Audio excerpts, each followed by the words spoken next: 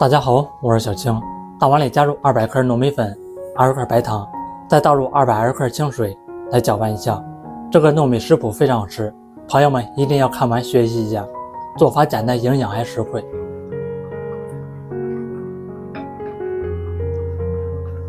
一直搅拌成稍微稀稠一点的糯米粉浆就行，再加10克食用油，来一点点的黑芝麻增香。继续来搅拌一下。我每天都会分享一道家常美食食谱，感谢您在影片下方为我点个赞及订阅支持一下，非常感谢您。准备一个平底不粘锅，先喷一层食用油，先倒入1半的糯米粉浆，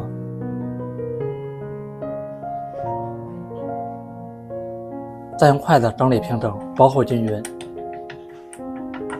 接着再撒入一层糖纳米红豆，这个是熟的，开泡即食的。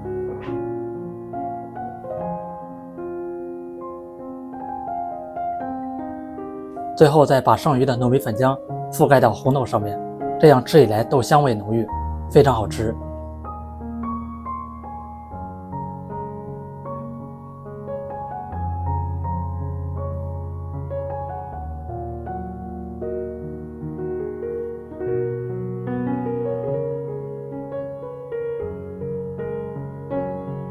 下面开火调成最小火的位置，全程使用小火慢慢煎。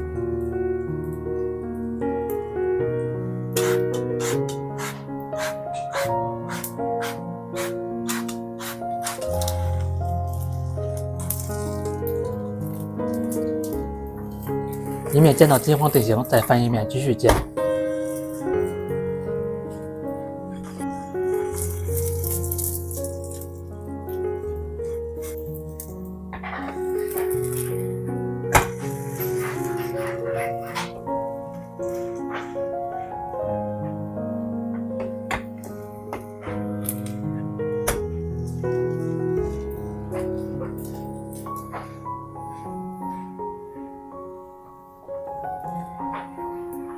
做这道糯米美食非常快也容易熟，大概煎10分钟左右就可以了。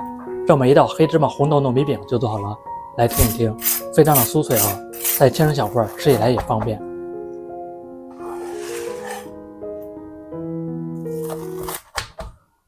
这样做出来的红豆糯米饼是不是很简单？外皮是脆脆的，吃起来香甜可口，做法简单易学，喜欢吃就赶快收藏起来试吧。感谢您的订阅支持，我们下期食谱再见。